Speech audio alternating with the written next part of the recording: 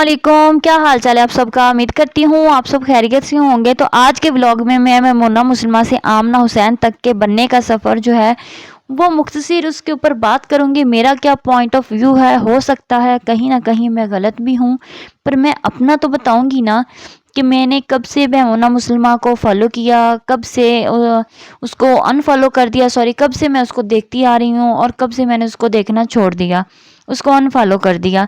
मैं आपको अपनी सारी स्टोरी बताती हूँ। मैं उस वक़्त नई नई मम्मा बनी थी जब मैंने अपनी 1 साल की बेटी के साथ उसी के छोटे छोटे 2 बच्चों के साथ देखना शुरू किया।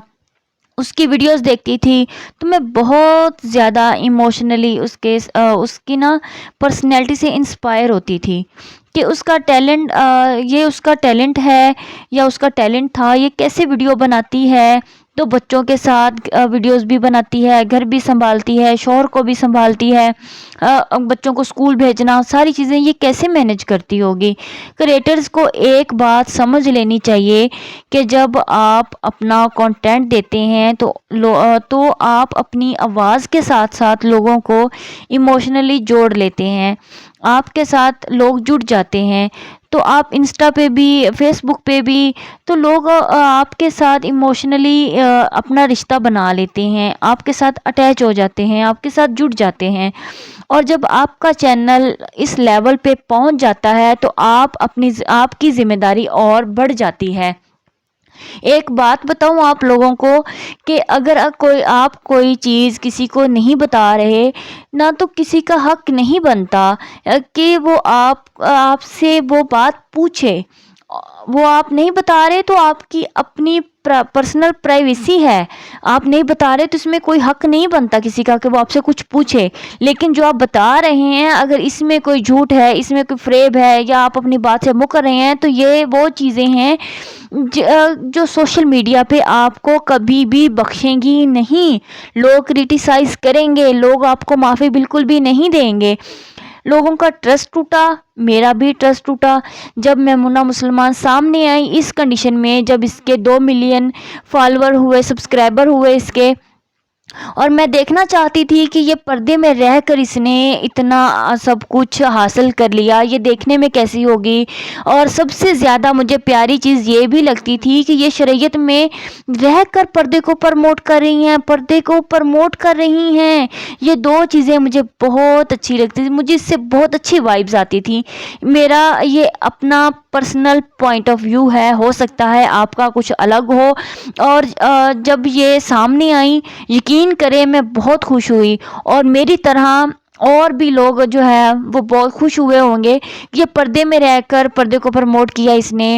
और मैमूना मुसलमा से जब किसी ने पूछा कि आप ये कैसे करती हैं, तो उसने कहा मैं अपने शौक़ से करती हूँ, अपनी मर्ज़ी से करती हूँ। इतना अच्छा लगा, बहुत सारे लोगों को एहसास हुआ कि ये बंदी पर्दे में रहकर इतना अच्छा काम कर सकती है, दीन के साथ खड़े रहकर इतनी कामयाबी हासिल कर सकती है। जो लड़कियां कहती थीं कि जब तक चेहरा ना दिखाओ, कैमरे के सामने ना हो तो कामयाब नहीं हो सकते, लेकिन मैमूना मुसलमान ने इन सब को गलत साबित किया था। आप शरीयत में रहकर ग्लव्स पहनकर भी इतना ऊपर जा सकते हो। तो मैं इस कंटेंट से हटकर इसकी पर्सनैलिटी से लगाव रखती थी। फिर जनाब इसकी एक वीडियो आई कि मैं फेस रिवील करूंगी, मेरी ये मजबूरी है। तब भी मेरी तरह बहुत से लोगों ने अंडरस्टैंड किया था कि ये इतनी टैलेंटेड बंदी है, इसने एक तरह से यूट्यूब पे फेस के साथ काम करना चाहती है, तो इसमें बुराई क्या है, किसी को कोई इतराज़ नहीं हो सकता। हिजाब में आएगी, कौन सा ऐसे आएगी।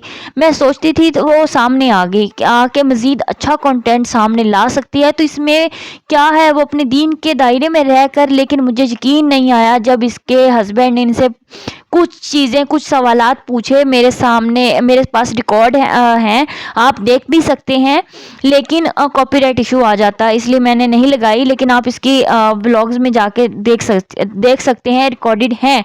लेकिन इनके हस्बैंड इनसे पूछा कि लोगों ने ये कहा कि आप पर्दे की वजह से ऊपर आई हैं, तो इन्होंने आगे से آگے سے یہ کہا کہ 3 سال پہلے کی یہ ان کی سٹیٹمنٹ ہے کہ میں پردے کی وجہ سے نہیں، مجھے لگتا ہے میں اپنے کام کی وجہ سے اوپر آئی ہوں. مجھے چڑ ہونا شروع ہو جاتی ہے جب میں نے گلوز پہنے تو بہت سی لڑکیاں گلوز میں آنا شروع ہو گئی، بہت ساری لڑکیوں نے گلوز پہن کے ویڈیو بنانے لگ گئیں. تو مجھے بہت دکھ ہوا، اور یہ کیا کہتی ہیں اپنے ہسبینڈ کو روک کر، سنیں نا، مجھے نا بہت آکورڈ لگتا ہے. میں یہ کیا آکورڈ سی چیز پروموٹ کر رہی ہوں. مجھے بڑا آکورڈ لگتا ہے، مجھے آکورڈ لگ رہا تھا، تو اسی لیے میں نے گلوز اتار دیے. خدارا آپ پردے جیسی چیز کے لیے ایسے لفظ استعمال نہ کرتی تو کیا آپ پروموٹ نہ ہوتی؟ آپ پھر بھی پروموٹ ہوتی. جب آپ پردے میں تھی تو لوگوں نے آپ کو اتنا پسند کیا، اتنا اوپر لے گئے.